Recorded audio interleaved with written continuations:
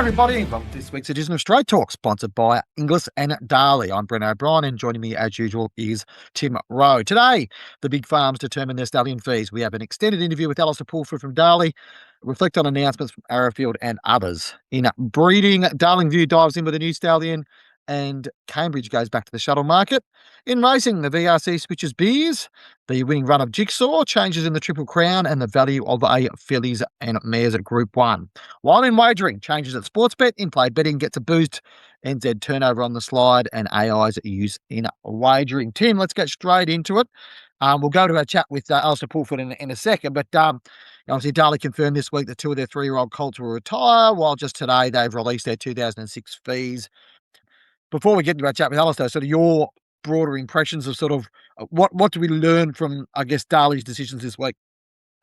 Look, to me, it doesn't surprise that they've made those decisions. 10 Tyrus, we put the question to Alastair about the commercial realities, and which you'll hear in a second. But to make this all balanced, and I saw some numbers, rough numbers from Bruce Slade put out that sort of, Get Off probably needs to try and get back 20 million a year to make it, as Alastair says, wash its face. So, doing that is through top-class stallions or highly commercial stallions, of which they've got 3 off the track at the moment. 10 Tyrus, Observer might be a little bit tougher, but I think he's a very good racehorse.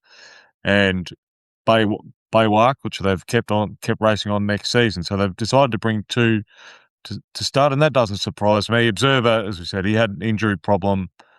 I did hear sort of probably a similar bruising issue perhaps to say what Celestial Legend might have had, but the talent was there. We saw that in the spring. We saw it with Celestial Legend when he won a Randwick Guineas. It's just, if you've got that problem, and I'm not a vet, it's very hard to get on top of just that compounding, the work that required, particularly if middle distance horses, the amount of work they require. So it's a sensible decision to retire him, and he'll be, I think, a good option. If I had a mare and the money, I'd probably send him a mare. I think to race particularly, I think he was a very good horse and perhaps underrated by some. Yeah, and there's not that many first season stallions this year, so 10 Tyrus is top of the pops, clearly, be highly commercial. It was fast, had a turn of foot, so for commercial side point of view, tick a lot of boxes, dare I say that, use that cliche. Yep, and here's our extended chat with Alastair Pulford from Darley about their decisions and sort of where they found their stallion roster for 2026. And this week, Darley confirmed that 2 of their 3-year-olds have been retired, 10 Tyrus and Observer. And today they've released their full roster for 2026. And we're joined by Darley's head of stallions, Alastair Pulford. Thanks for joining us, Alastair. No problem. Thanks, Tim. Nice to be with you. Yeah. I spoke to Andy Mackiff, your managing director, on Monday about the 2 big guns, 10 Tyrus and Observer. We'll get into the horses themselves in a second, but I'm sure you wouldn't have missed. It did cause quite a stir that they had such a following, those 2 horses, and the punters, wanted them to race on. But can you talk us through the commercial realities of any huge racing business, particularly Godolphin and Darley, about how it works, and that, yes, even with your Dubai backing, it does need to balance the books to at least a significant degree. Yeah, and look, we're not exceptional in retiring 3-year-old colts. It's very few go on to race. I mean, we have been the exception where we've seen the horse can either add value or soundness, temperament, all those things come into a decision to whether to retire or to race, plus commercial reality, and it's very few colts these days get to race on a 4, whether it's in Australia, England, all over the world. That's just the reality. Occasionally we do it.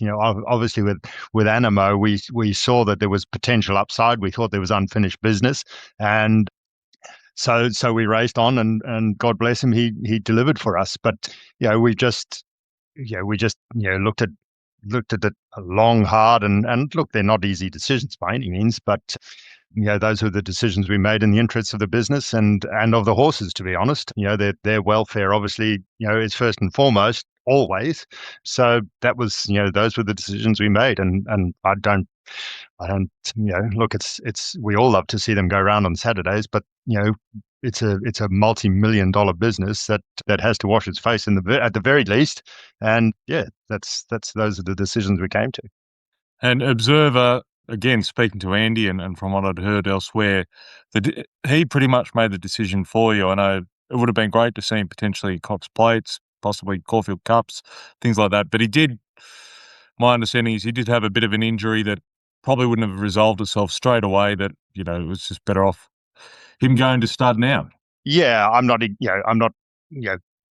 involved in the day-to-day decisions and the day-to-day management of the racehorses. Obviously, the stallions are my business. But yeah, I mean, he probably did make that decision for the racing team. He certainly would have needed a lengthy spell, from what I believe, and missed a lot of his 4-year-old career potentially anyway. So yeah, he was a super talented horse.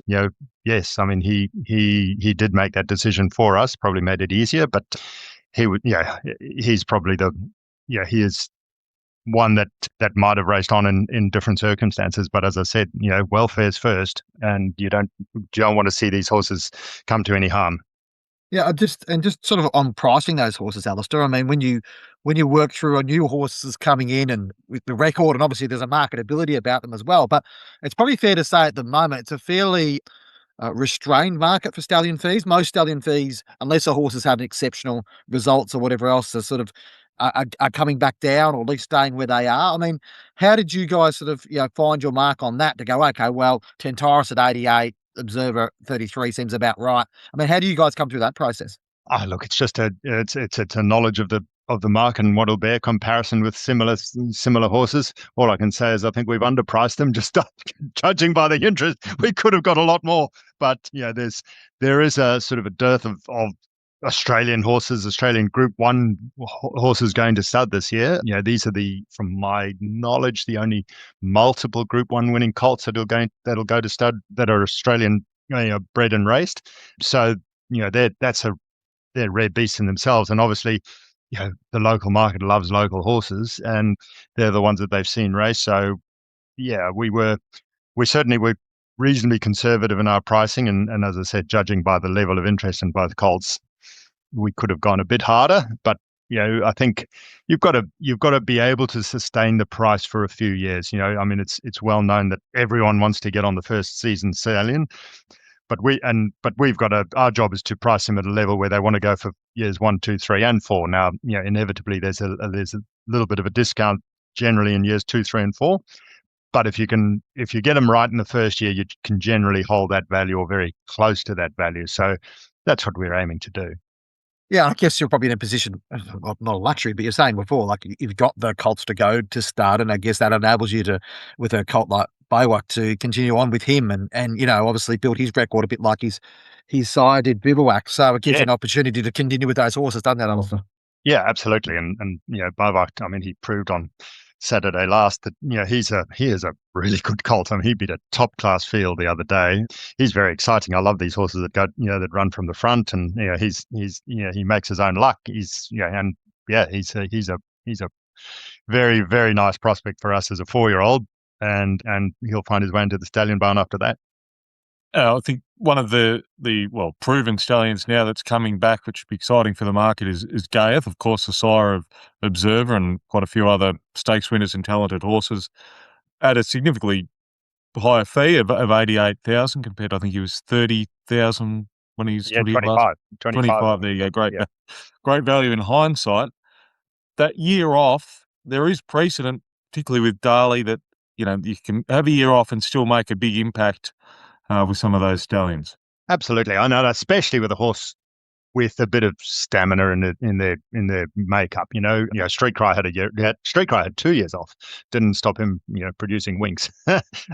And so we've done it before, we'll do it again. I mean, these shuttle horses, you've got to have the best interests of the horse I keep coming back to, best interests of the horse at heart, and they're not machines. And Gaiath had covered a huge book of mares last year in the UK, and they decided that give him 6 months off, give him a spell, and but obviously the results have come in the meantime to suggest that he had to come back, and come back he does at a much higher fee, as you say. But he has proven himself a very, very exciting stallion, and I think think the market's ripe. I think we've sort of gone down this path, of concentrating on sprinter, essentially sprinters, because we're so well known for it, and 2-year-old speed. But I think there's just that appetite coming back in the market for a horse like Gareth, and when they do hit their straps like he has, I mean, they're not that straightforward to get going in the first place. And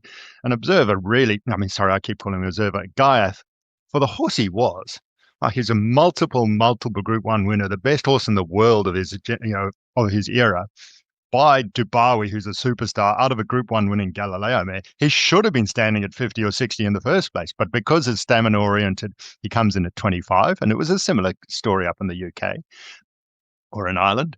And he has to do it off his own bat. Well, he's doing it now, and so he's getting up to probably where he should have started, to be honest, or because he looks like a very, very exciting stallion.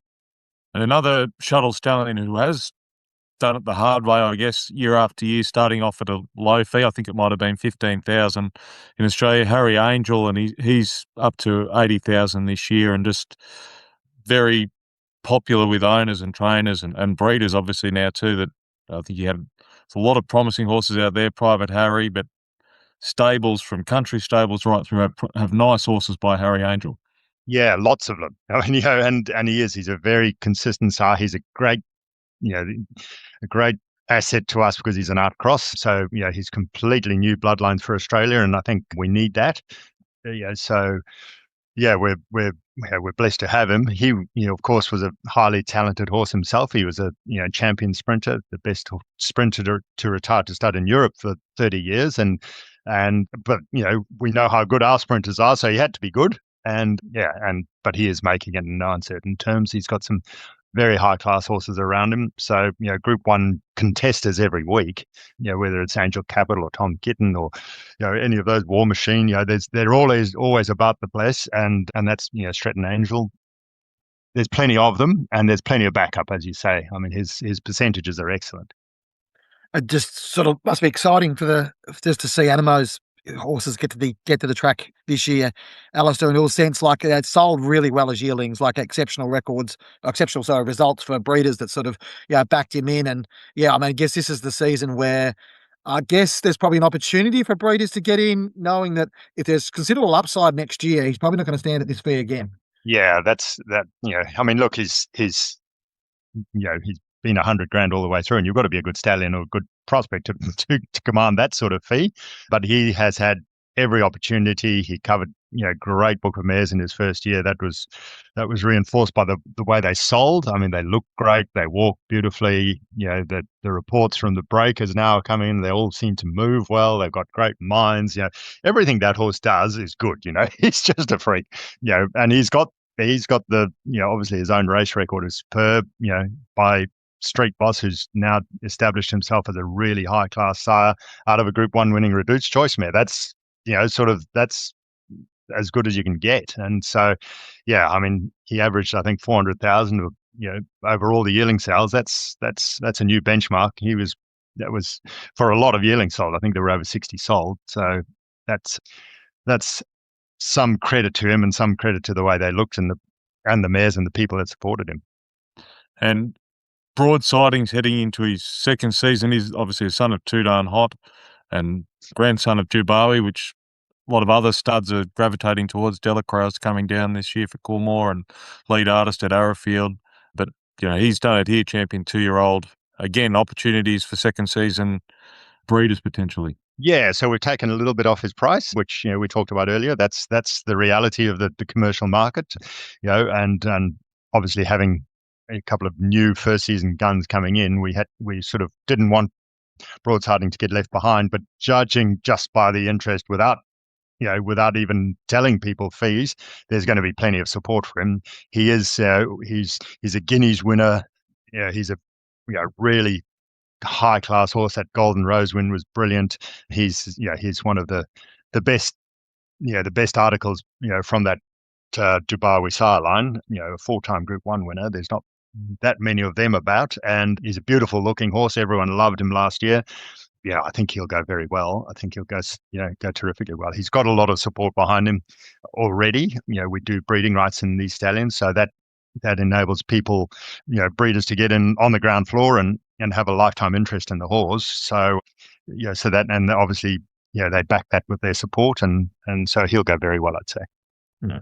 And just a couple of others to sort of round off on, Alastair. I mean, Bivouac and Pinatubo look good value for breeders to be able to send their mares to this year. I mean, their stallions. Bivouac obviously mentioned Bowback before, but also Pinatubo with really strong horses coming through. It's a good time. Yeah, it's a good opportunity for breeders to sort of get in with those horses as well, isn't it? Given that they've already got runners on the ground. Yeah, I think, Bivouac's doing a terrific job, and we've just, we're very conscious of the fact that that the market is quite selective these days, and there's a lot of stallions to choose from. So we've been very competitive on his price and Pinatubo's price, and likewise in Victoria, Brazen Bow. I mean, Brazen Bow's had a terrific last period. I mean, with numbers of stakes winners, he's always getting a new stakes winner or stakes horse around the place. I mean, we've got high hopes for Diameter come the spring. The way he rounded out his autumn campaign, he looks like a really proper horse in the making. So, delighted with him. And then Cylinder in Victoria. Everyone's raving. Everyone who's got a foal by Cylinder loves it. So, so there's a lot to look forward to. Good, Alastair. Thanks so much for your time, and all the best for the breeding season and selling the noms and all the things you need to do. Thank you. It's going to be a busy few months.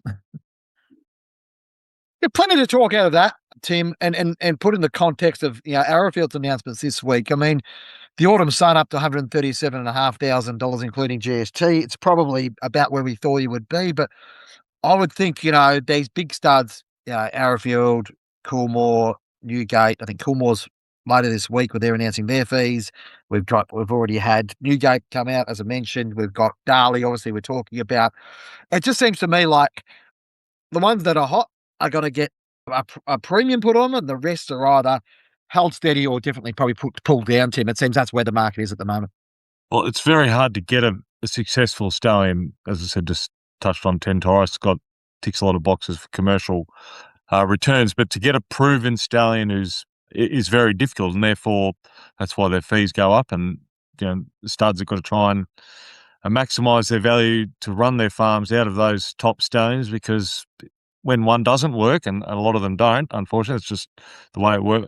The variance involved, that they lose money sometimes on those horses, so they've got to get it back through the good ones. And the Autumn Sun's that one. And speaking to John Massara on Wednesday, he thinks they've got a very balanced, well-priced roster. Morris is there at sort of reasonable prices. He's very Massara JM's very, very big on lead artist, to son of Dubawi, Group 1 winner in Europe. He's sending some, he didn't say what they were exactly, but some mares that ordinarily would go to $200,000 stallions. So that says a bit of the belief he's got in lead artist, and it's compared him to Danehill previously as well. Yeah, it's an interesting year, I suppose. Alastair spoke about the lack of, I guess, local talent retiring to the off the track this year, and the nature of the fact that Darley obviously won the Golden Rose, and they won the Coolmore, and they won the Derby as well. So they've won sort of the key races sort of going through. It sort of sets up a bit straight. And I guess going not left field, but going somewhere a little bit different. I mean, Arrowfield's strategy of the last couple of years has been really interesting to see, because we've seen Van Dijk, and Elite Artists, both shuttle stallions, come down to Australia, which wasn't really Arrowfield's model across the recent years, but needs must. And I think also Tim and Coolmore are definitely a big believer in this. The success of other stallions have allowed them to other shuttle stallions have given them the confidence to sort of bring these horses down here. And it's just hard to source those colts off the track. Either they've been owned by the breeders like the Dolphins, or the colt syndicates who are tied to studs. So it's just very hard to source. And to be fair to Arrowfield, they always have sort of, with the right shuttle stallion, way back to Danehill and things like that, always have sort of approached that. In Japan, of course, with Morris and different other stallions that they've had their relationships with the Yoshidas. So it's not new. They just got to find the right horse. And I think that leads into Cambridge stud as well. They've announced their fees, sort of state, and son of Cincel's gone to 50,000, and Cheyenne as well is a shuttle stallion from France, and he's a son of Dark Angel, same as Harry Angel. So they've really gone to that market, pursuing top class horses in Europe to bring down, because again, for New Zealand market, very hard to find those locally bred horses to stand at stud. They got sort of state probably cheaply, and he's done it. Started from the bottom up and now up to 50,000. Yeah, and then the other one I want to mention too is Darlington, which is an interesting one because there's not that many outside the big studs, outside the the Coolmore stud stakes and outside the Golden Rose and all that sort of stuff. There's not many entires that win sprint races in Australia that are sort of available to go to stud. Now, Royal Patronage is an interesting one. He's a son of Wooten Bassett, bred in France, which probably puts a little bit of a handbrake on his overall commercial appeal, Tim. But his record's pretty good, and I think this is a great get from Brent Atwell and the Darling View team to get a stallion. I mean, we spoke about it last week in the podcast, not knowing and probably not realising. We probably should have looked at the colours and worked it out that Brent had already bought into him. But it's a really interesting one. I think it's a good one for WA, and it probably shows the ambition that Brent and his team have got over there.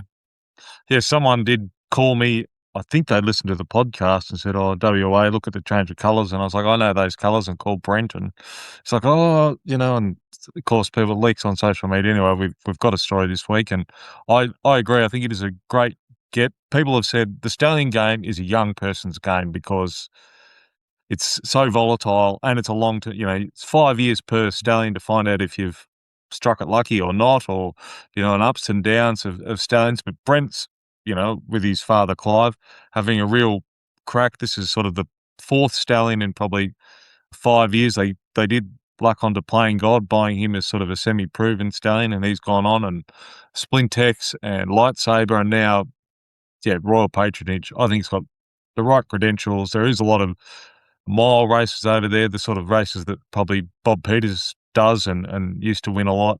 If you can breed a local WA horse to sort of target those races, you'll get sprinter milers, 2,000 metre horses, I would suspect. I think it's a great get.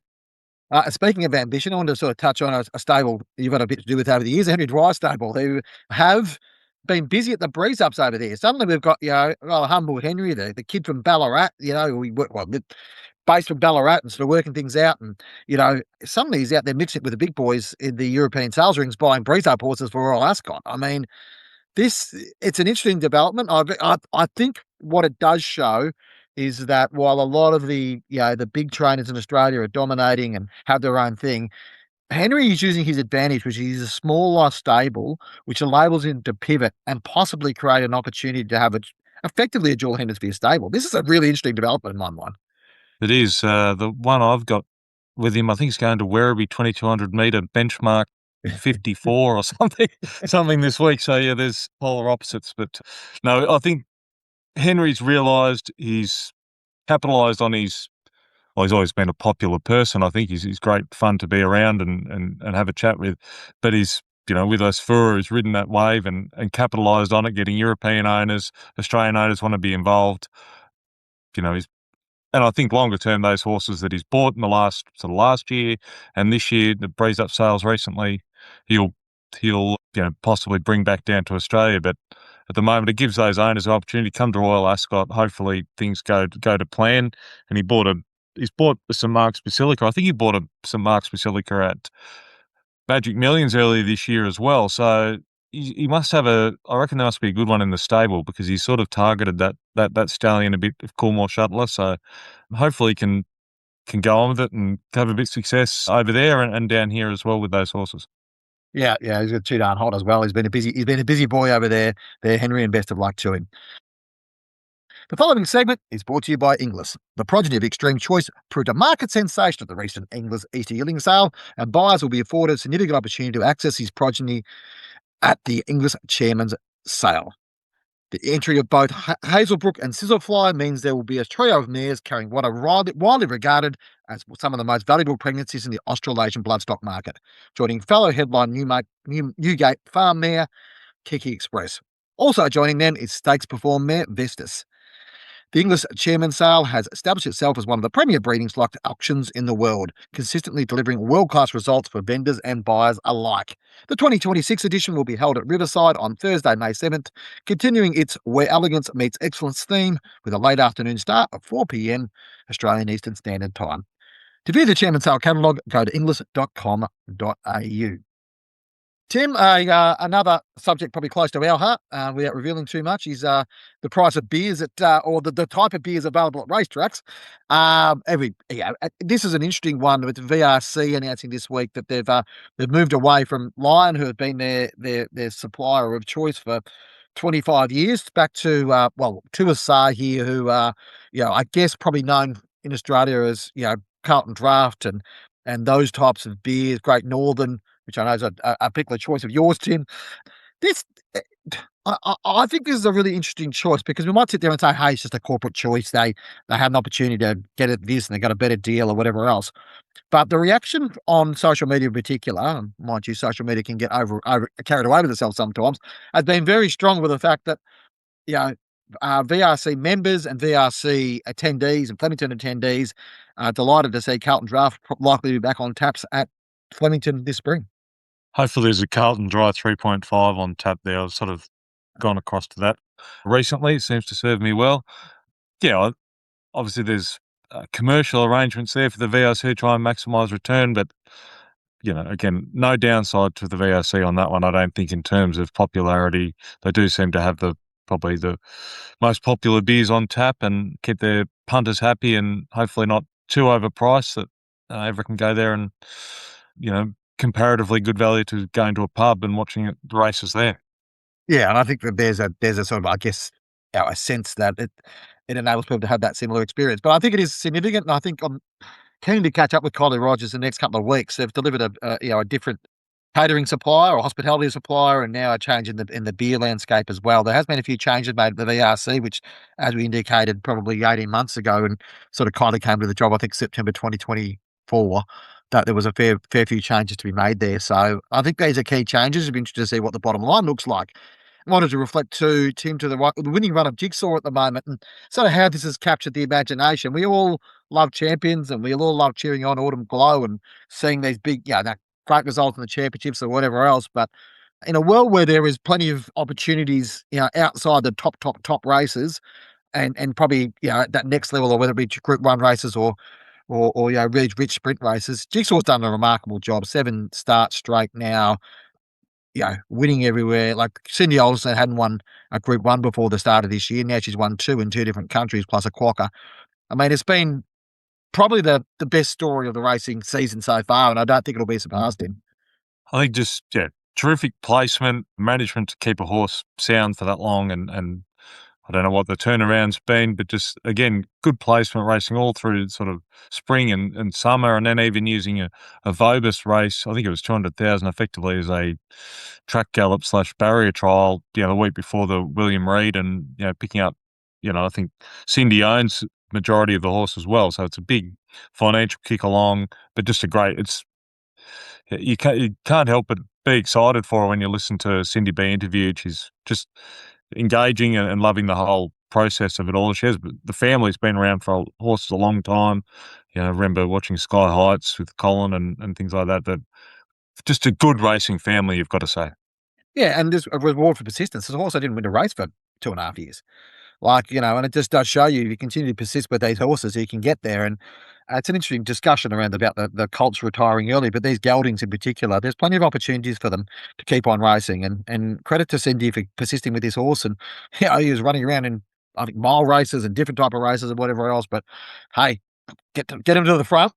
Give them every chance, make the rest of them run them down, and it gives a good opportunity. I just wanted a quick mention, Tim, interesting story out of the States this week of the rights to the Preakness Stakes, which is obviously the second leg of the Triple Crown, being sold to Churchill Downs Incorporated, which is the people who own the Kentucky Derby, obviously given its name. It just kind of probably gives a little bit of a view about the future of racing or where things sit and whether in a world where, the concept of clubs and whatever else becomes not as relevant from a consumer point of view and the way things have sort of commercialized, does this sort of precursor to the way that racing rights will be sold in the next 10, 15, 20 years? It's an interesting one. The race will remain, well, it's actually currently not at Pimlico. It's going to be at Laurel this year, but next year when they go back to Pimlico, it'll stay there, but effectively the rights will be leased back to the state of Maryland. So it does put up an interesting situation whereby, will there be at some point a sort of global move to buy up these big races?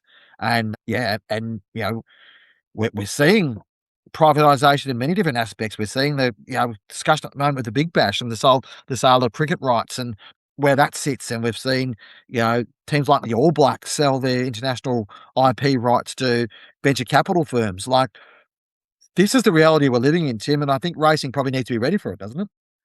Yes, I guess you could argue that racing probably needs to hopefully hold on to their vision or destiny. We see here with just trying to get access to Sky One and the importance that can play to the smaller states, Racing WA, going with racing.com to try and get greater TV access. Tas Racing sort of signing a 10-meeting deal with racing.com, I think, to try and get access. So the industry needs to try and keep control to some degree, I think, and otherwise you sort of, even, with the rugby league rights, wherever that ends up, there's potential to sell to stands and different online platforms. If you're not on the right ones, it can really damage the sport, and we've seen that with rugby union and different sports as well. So just in front of as many soccer as eyeballs well, as Tim. possible. Try being a soccer fan in Australia at the moment, trying to follow 8 different leagues and 8 different streaming services. You're right with that. That is interesting, but I do feel like it's going to become an issue for racing moving forward. Speaking of residual values, the values of fillies and mares, and we've obviously got the Group 1 Robert Sangster this week. We've also got the Australasian Oaks, so it's a big week for Adelaide, and best of luck to the races in South Australia and the South Australian Jockey Club and sort of conducting their feature meetings over the next 3 weeks. This is their shop window. There's mares races. I mean, probably people might have had a little bit of a knock on sort of, fillies and mares, Group 1 races and where they sit. But tell you what, the value that come out of them, like this race itself has got I think 2 or 3 fillies headed, or 2 fillies headed to Royal Ascot probably, others headed to Sale. Recent winners of the race have sold for Climbing Star, sold for 2.1 million, Ruthless Dame sold for 2 million, Snap Dancer sold for 3.2 million, and Bella 1.9 million after winning these races. I mean, it's quite a lucrative opportunity far beyond just the prize money for first place, isn't it, Tim? And I think this year probably a greater example of that. I'm not sure Charmstone will go to market. I think that was bought by Seamus Mills, and Heath Newton is a longer term breeding prospect, but she'd be worth probably more than Snap Dancer, I'd suggest. So, that puts a value on it. Generosity is an interesting one. She is entered for the chairman's sale. Ricky Soros Jr. said that's still the case, but they've also harbour ambitions to go to Royal Ascot. I think it all hinges on how she runs this weekend, and she's by divine profit. I think Simon Miller and his mates, Xavier Franklin, paid, I think, 9,000 for her as a weanling. When she won 800,000 for them, or similar, something like that. A few stakes races then sold privately, probably for a significant amount of money, and B2B thoroughbreds as the races have also done well out of it. So pretty much everyone's won except for the breeder at $9,000 weanling. Just ask Simon Milliby's record with weanlings, he'll tell you, but he has got a great record of buying those horses as at weanlings. On to wagering now, Tim, and I just want to mention a story which we're sort of digging into at the moment. Now, been some changes at Sportsbet currently being reported in other outlets. There's about 4% of their workforce, around about 50 people. Others have told me it's 100, but I'm just digging into those details at the moment. But it's the reality of the wagering industry at the moment. Things have changed a fair bit. We've seen significant changes at Entain in the last 12 months. We've seen changes. We lost about 100 jobs. We saw Tabcorp go through this.